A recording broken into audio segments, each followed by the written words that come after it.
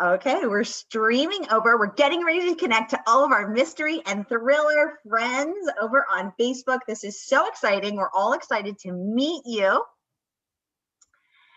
And it looks like we are live. I'm just checking over here.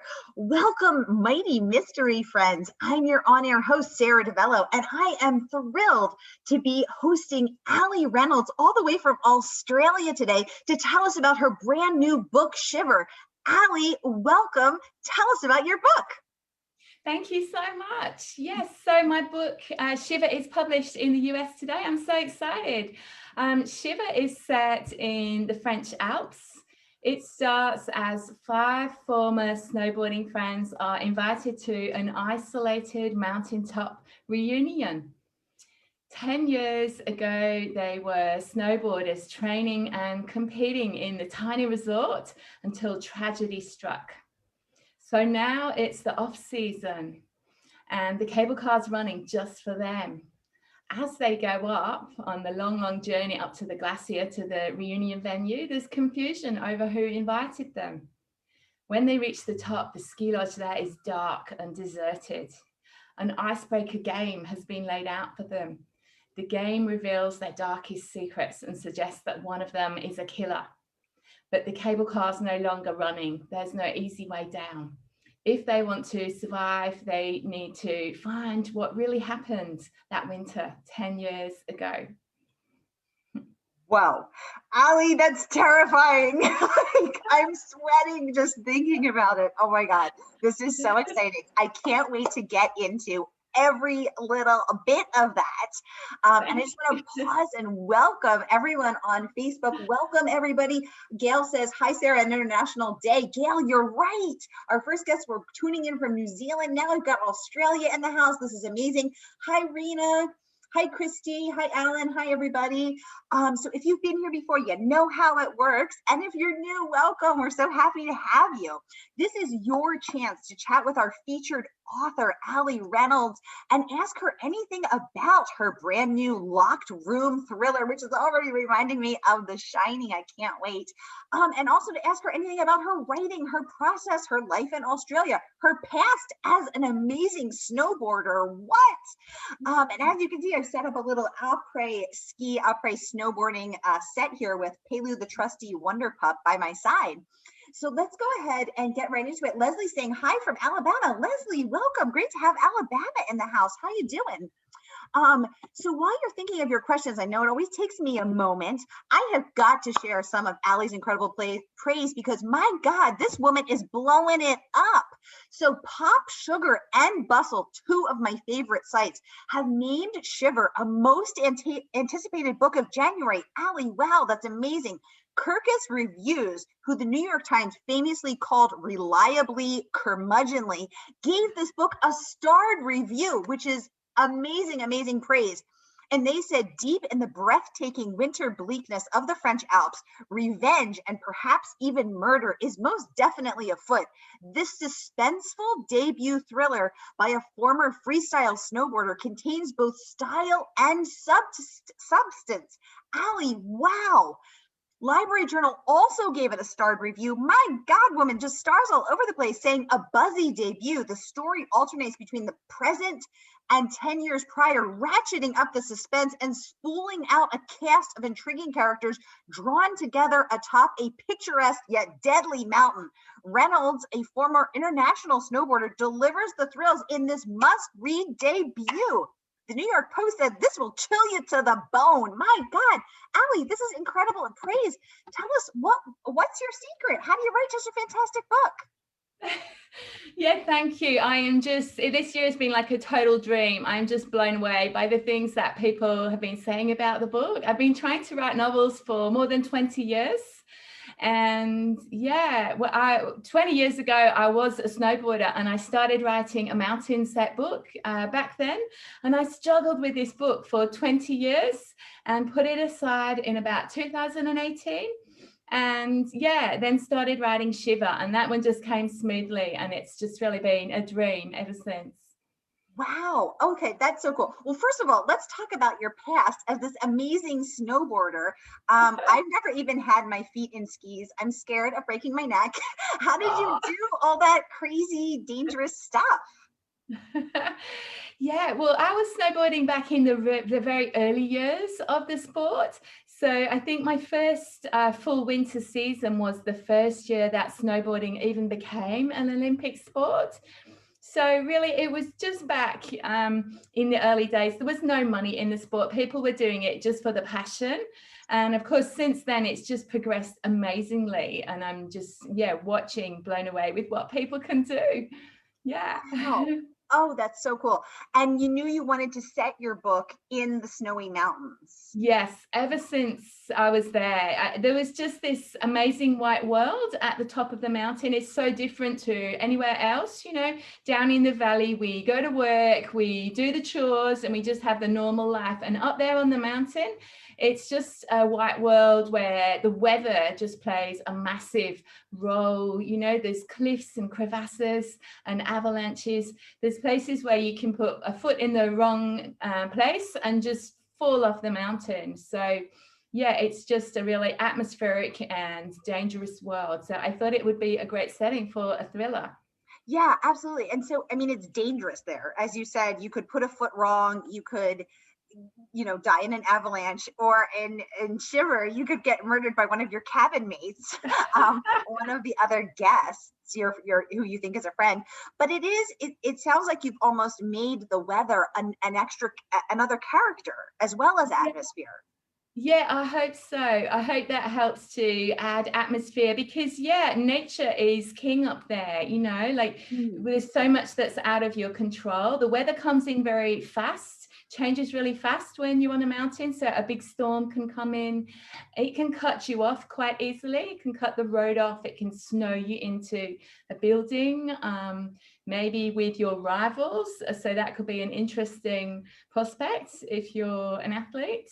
So yeah, it offered a lot of opportunities as a thriller writer. And why did you want to write a thriller, Allie? What was the attraction there? Oh, I guess I love reading thrillers. I love the fast pace. I love the twists, you know. So I love the way we can have surprise after surprise. You never quite know what's going to happen. Mm. And, you know, that makes you grip to the storyline. I think they're just a really compelling form of story because you just, you know, you're holding your breath the whole time. Yeah. So a bit of danger, a bit of twists, and a fast pace. You could be describing snowboarding or your book. We don't know. I love it. And that's what I love about thrillers too, is that especially right now, my attention span is so over demanded. And so So it's true. shrunk to the size of a gnat. I can only read mystery and thrillers right now because Yes. they have got to keep me, right there and absorbed. So you mentioned you've been wanting to write this book for 20 years. You actually were That's writing right. another book, Yes. and you put that one aside, and this one seems to have come very quickly to you because here it is, just 19 days into 2021, and you already have it done and out. Tell us about the process of writing the first one, you know struggling through it for 20 years, and tell us about the process of the second one, fast and Yeah, quick. sure. So yeah, my first winter season in the French Alps, I kept a journal that first winter, and then it sort of changed into a story. So all the following winters, I lugged out my ancient word processor in the back of my little car, and anytime there was a winter storm, I was sitting there, you know, typing.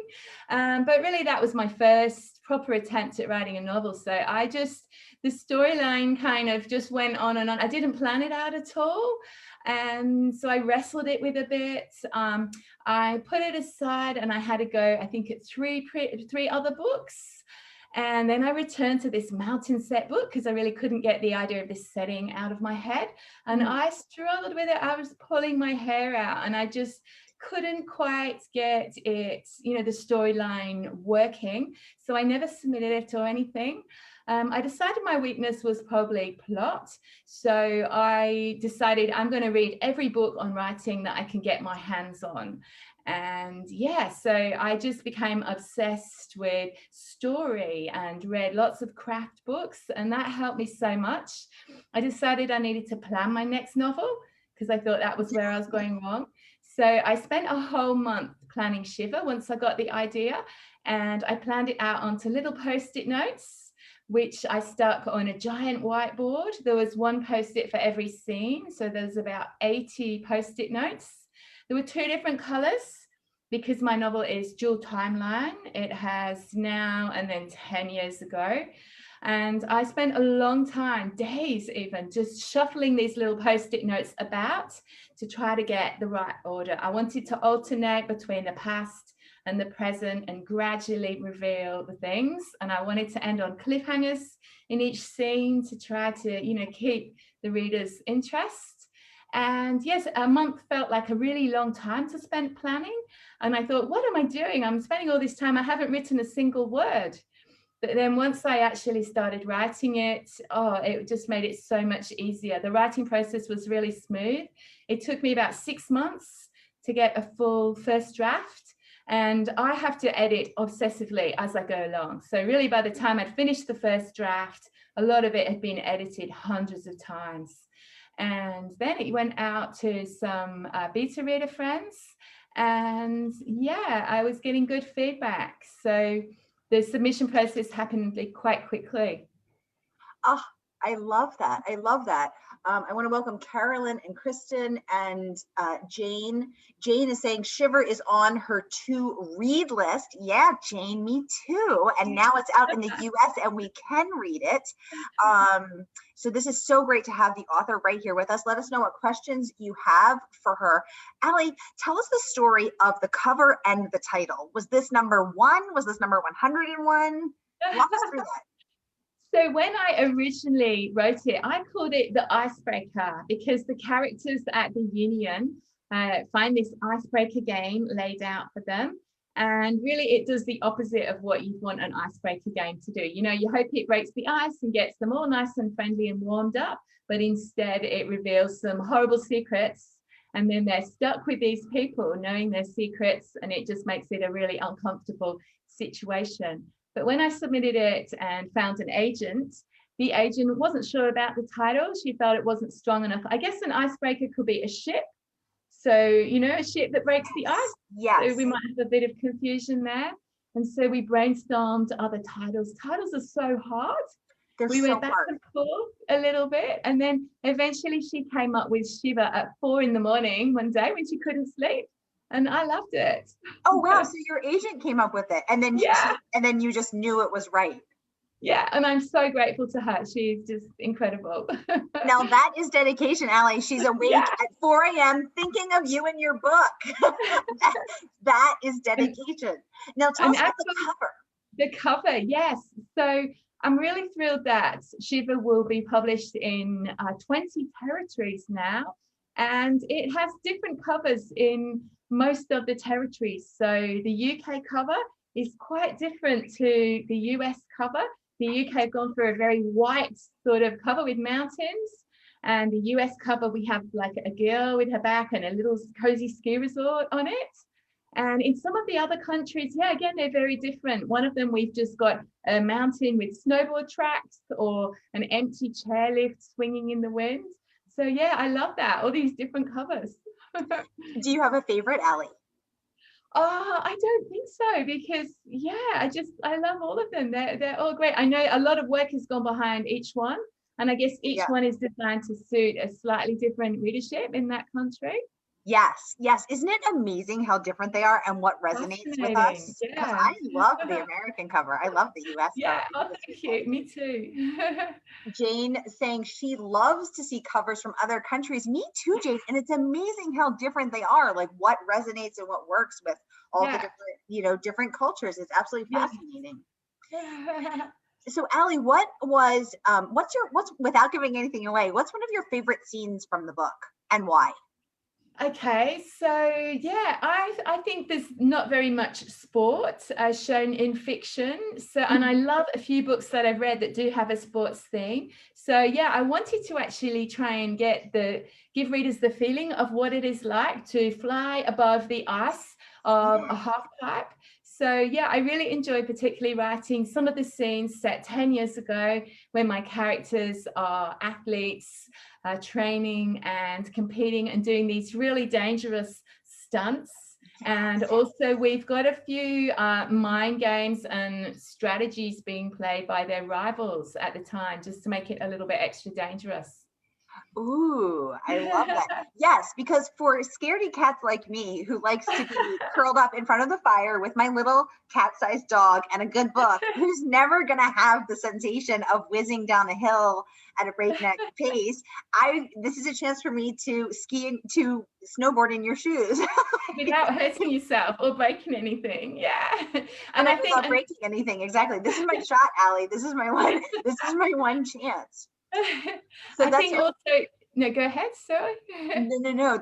So your fate. That's what you love is to give us that chance to get to see sport, as you said, and to experience the feeling of going down the hill of flying. Yes, and another part that I really enjoyed writing was the romance subplot, because I don't know about you, but I really love when we've got a romance subplot in thrillers. So yeah, there's a bit of a love triangle, well, quite a few love triangles going on actually. And I'm really fascinated by athletes, and what would it be like to have a relationship with somebody like that, especially an extreme sports athlete who is, throwing themselves in the air and doing stunts that could actually kill them. What are they like as partners and friends and rivals? So yeah, we've got a romance subplot going on between some of the characters in the book. A romance subplot to keep us warm. I love it. Karen is saying she is so excited to read this book. It sounds so cool. Karen, I totally agree. Karen's a top community member and actually just joining the Plays team as a volunteer. Karen, great to see you here. Marisa, great to have you as well. Jane is saying my sport is close to the ground. Me too. I know. I'm a lover of the land, of safety. My sport is extreme reading. Cool. Barbara, welcome. Kimberly saying that she also loves seeing the different covers. Very cool. And Allie, what are you working on now? Yeah, so I had a 2-book contract, so I'm working on my next book, which is a thriller, and it's got a very different setting. This one is set on a remote beach here in Australia, where I live. So we've gone from the snow and the ice to the ocean and the waves. And yeah, I'm really excited about it. It's a very different setting, but I hope a similar sort of story. Yes, exactly. Because there is something in just sort of inherently chilling about being in a remote location and knowing that there's sort of an element of survival here. Like you might have to just save your own life, braving the elements, whether it's beach or whether it's mountains. It's you. I love dangerous natural settings, where nature, can take over everything. It's not like when you're in a city and you can just maybe pick up your phone and call the police and, you can be quite far away and have to somehow survive and get yourself out of a difficult situation. So, yes, exactly. I feel like I need to go do some push-ups and get ready for that moment should it ever arise. Gail would like to know, what are some authors that inspire your writing? Ooh, Gail, great question. Top community member in Gail. Tell us that, Allie. Sure. So I am a massive fan of thrillers. I read so many different thriller writers. So some of my favorites are Erica Florencic, who again writes thrillers set in dangerous natural places. The River at Night, about 4 women whitewater rafting down an amazing remote river. I loved it. And Karen Dion, again, really dangerous settings and just so tense and gripping. Shari Lapina, Ruth Ware, here in Australia, Jane Harper, C.L. Taylor, Claire McIntosh.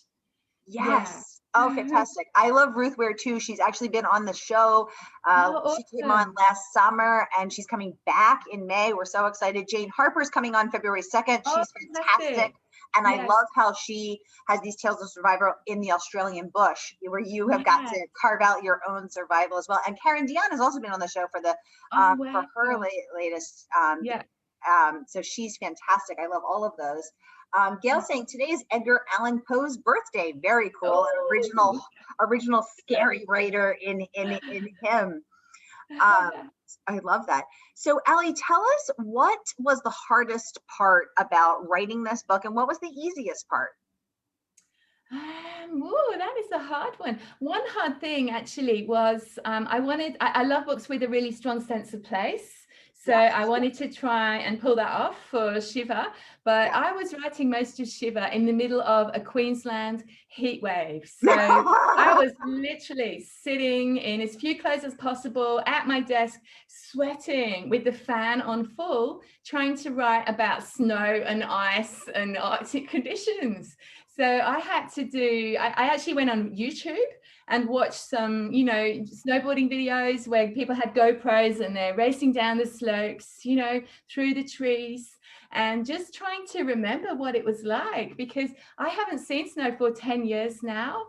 I'm very far away from the snow here. It never snows where we are. My two little boys, they've never seen snow. So yeah, that was a hard part, trying to make it really make the reader feel the snow. Right. That feeling of bone deep cold. I live in Boston, and that feeling is all too familiar to me. I hate the cold. It sounds funny for a snowboarder to say. I really hate it. That's why I moved to Queensland. Yeah. Yes. And I have lived in Queensland, and it is fantastic there. Yeah, I lived in Brisbane. My favorite place on earth. Yeah. I went to the University of Queensland. I love Australia. I love Brisbane. I love Queensland. Oh. Jane would like to know, what do you like to do in your free time? Oh, so in my free time, I'm a massive fan of surfing. I haven't snowboarded now for about 10 years. I'm in my 40s now. So really snowboarding is very much a young person's sport. If we're talking half pipe and freestyle, I switched to surfing about 15 years ago, and I just fell in love with it right from the start. It's like snowboarding, but if you fall, you're falling on water instead of ice. Yeah, so, at first I was like, wow, I can't hurt myself if I try, but since then I've actually had a lot of injuries from surfing. I've probably smashed myself up more even from snowboarding. Wow. So I'm quite cautious these days. I also just love being on the beach. So I'll go for a run on the deep sand. I go for a swim. I take my kids in the water. They're learning to surf. So yeah, just being outdoors and around the ocean. Was it easier for you, Ellie, do you think, because you have been on a board previously in the snow? Was it easier to keep your balance and surf, you think? I would say personally, I find surfing the hardest sport imaginable, because a lot of it is just about even getting out to where the waves are breaking. And then every wave is different, unlike, a ski slope or a half pipe where you can practice the same thing over and over. So you never know what it's going to be like, if it'll be big waves or little waves or messy waves. Yeah, really hard. I think the snowboarding helped from the point of view of getting smashed. I didn't mind taking my falls. It was good preparation, but I am hopeless as a surfer. You really have to do it from a young age, I think. Oh, okay. I've never surfed. I'm suddenly feeling very unsporty. Yeah. Oh. Jane is saying she loves everything. It's so true. It snows here every day. Oh, Jane, exactly. Wow. She said, this all sounds so exciting. Jane, I totally agree. Oh, thank you. We're loving hearing about your life in Australia and in Queensland, and about the process of writing this book. So tell us what your writing practice is like. I mean, do you rise with the sun? Are you a morning writer? Do you just sort of flow effortlessly to your desk and listen to the chirping of the tropical birds outside there in Queensland as you sip your coffee? There are so many tropical birds. I don't know if you can hear them. We've just got lorikeets, these little green and red parrots that live in there. They are really noisy. I can see them right now. Before I wrote Shiver, I was not on any social media at all. I think I had like 100 Facebook friends from school or something. So yeah, then it was just purely sitting down and writing. I write longhand on paper, and then I type it up on Word and edit. So that was quite different how I wrote Shiver. These days, yeah, I would say I spend a couple of hours each morning doing social media, which, you know, it's great to network with other writers and readers, but also it's quite a distraction as a writer. You've got to really watch out for it, I would say. Yeah, I'm a single mom of 2 little boys. So I just work pretty much every free hour at the moment when my boys are not at home.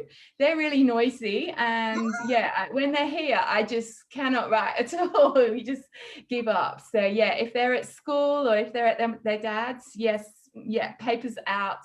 I pin myself to my desk and yeah, try to write. Oh, wow. It's so cool. Coffee.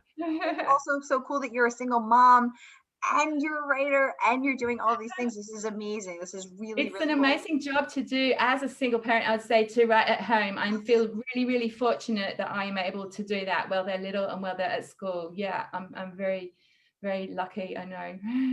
And it's so interesting that you write your draft longhand first. Yeah. I actually just received an advanced copy of a book called Biohack Your Brain, which HarperCollins is putting out. Okay. And they were saying in the book, this neuroscientist is saying that actually writing longhand stimulates a part of your brain that typing does not. So she actually I've heard that says, too. Yes. if you want to build your brain and really amp up your mental processes and protect your brain's wellness and health, you should actually write longhand every day. Oh, that is good to hear. I will keep doing it because I hate actually writing first draft on the computer. It's really hard to think, and on paper it just seems to flow more. But I'm a really messy writer, so I will write on paper and then there's little arrows and asterisks and crossings out. So, you know, it's so messy, the first draft.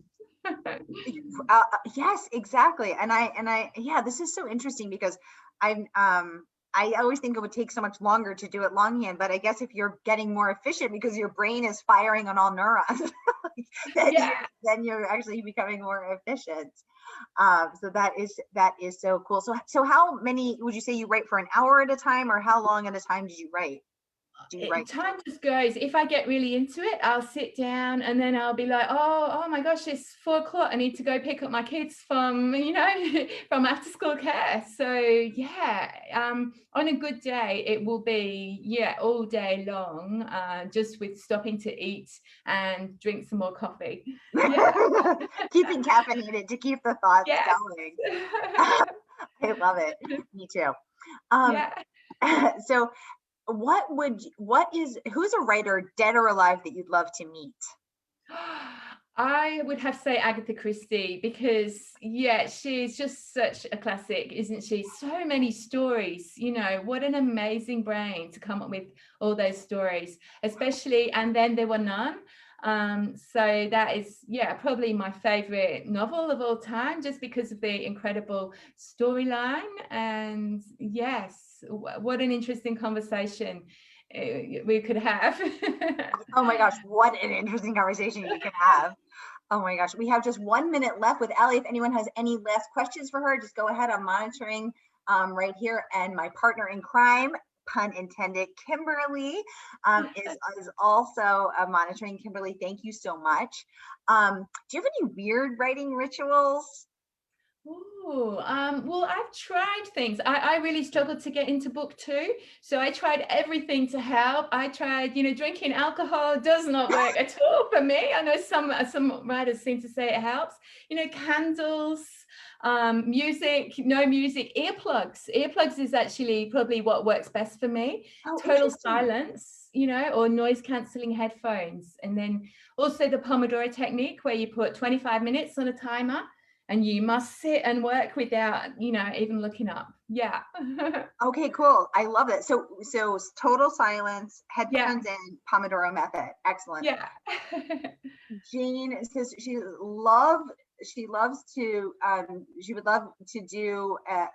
do a house tour where you pull up the bank, or maybe does that say book? I'm not quite sure. She says she would love to do your house tour where you would pull up the, I think she said bank, but maybe she meant book. But yes, very cool to see your house. My house is full of little bits of Lego on the floor. So it's a little bit messy. And she's saying, thank you so much. This was so fun. This was so fun. And Kimberly saying, thank you for sharing your writing habits. Leslie saying, super fun interview. Leslie, so much. Thank you so much. So great to have you. Thank you, Jane. So great to have you. Allie, what's one thing that you wish I'd asked or that you would like to share with us as a parting thought? Something that maybe you'd like us to take with us as we leave? I don't know. All I'll say is I've never been to New York. And yeah, I was actually supposed to come to New York in September, you know, to do book signings and stuff. But sadly, because of COVID, it didn't happen. As soon as we can travel again, yeah, I want to go there. So yeah, I hope very much to make it to the US one day, maybe in time for my next book. And yeah, I'm just really excited that, you know, to hear all these readers in the US are excited about my novel. It's just amazing to me. Like, you know, you're on the other side of the world and it's just, yeah, a dream. Thank you. Allie, I love that. And you are going to love New York. It is my favorite city in the whole world. It's just I always see it on TV and on movies. And I was like, I want to go there. So one day. Oh, yes, absolutely. And as soon as COVID is over, we need you to come over here because we love Australians and we love your book and we love snowboarding. So this is fantastic. Karen is saying, thank you, Sarah. Thank you, Allie. This has been great. And I just want to say again, Allie's book has, you guys, this is her first book. This is a debut book. And this woman is earning, and I want to stress that she has been awarded incredible praise for this book. Again, getting a starred review from Kyrgyz, a starred review from the Library Journal, one of Pop Sugar and Bustle's most anticipated books of January. And you can buy it today through our very special partnership with bookshop.org. Kimberly's going to drop that link in the comments. And when you buy the book through bookshop.org, you not only get to read this fabulous book, but you get to support independent bookstores, which are struggling right now during the pandemic. They need our love, they need our dollars. So buy, shop local, shop indie, and you can do that through bookshop.org. Again, New York Post raving, this book will chill you to the bone. Book List saying an atmospheric winter treat, recommended to those who enjoy recent tales of reunions gone awry. Kat St. John, who's also on the show, said, the Shiver sent chills up my spine. This taut and twisty thriller follows 5 former snowboarding champions trapped in a deserted ski lodge, each hiding dark secrets about their shared past that pit them against one another. I could go on and on because this book has earned incredible praise. Called Gripping by Natasha Lester. Anna Downs raving, a high velocity, heart in your mouth whodunit that delivers not just the twists and turns, but McTwists and aerial spins. Shiver is a total joy to read. I know I can't wait. Allie, thank you for coming on the show today. Thank you for giving us a glimpse into your writing process, your snowboarding, and all the things. Shiver, it's been so fun to have you on, and please come back when your next book comes out. Oh, thank you so much. Thank you. Have a great day, everybody. And we'll see you next time right here on Mighty Mysteries.